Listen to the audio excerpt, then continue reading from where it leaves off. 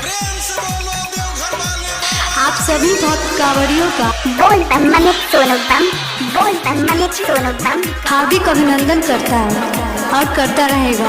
अमित जी की तरफ से बोलबम की हार्दिक शुभकामना। हर हर महादेव, हर महादेव। बोल बम मलिक सोनू बम, मंडल चौक घोरबंकी।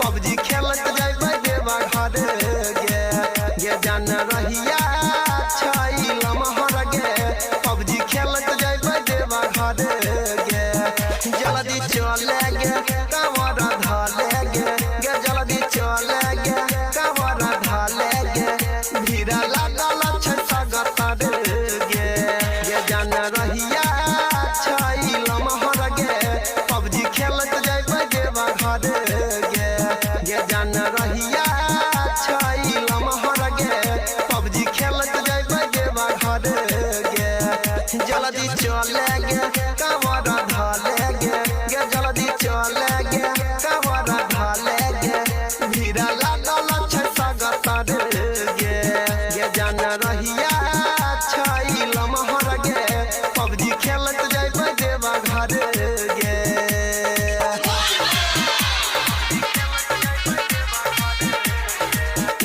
हर हर हर हर महादेव महादेव बोलबम अमित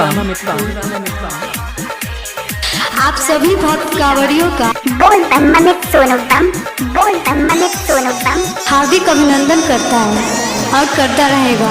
भोले बाबा छै दयालु दया करतोगे अमित जी की तरफ से बोलबम की हार्दिक शुभकामना।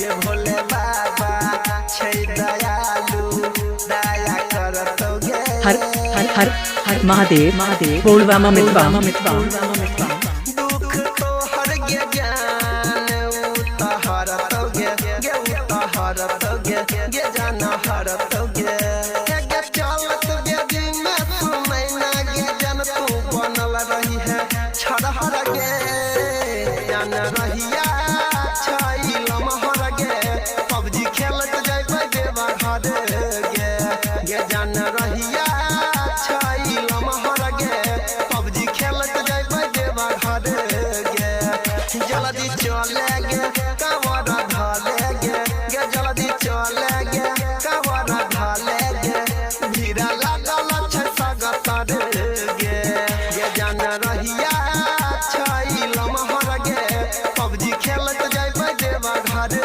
गे।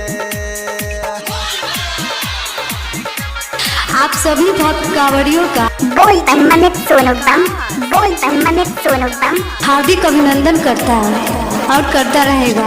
हर हर हर हर महादेव महादेव बोलबम अमित मंडल चौक घोरबंकी। जलाधारी है हाथ पसारी है भोला आगे गे अमित जी की तरफ से बोलबम की हार्दिक शुभकामना। जलाधारी है हाथ पसारी है भोला आगे गे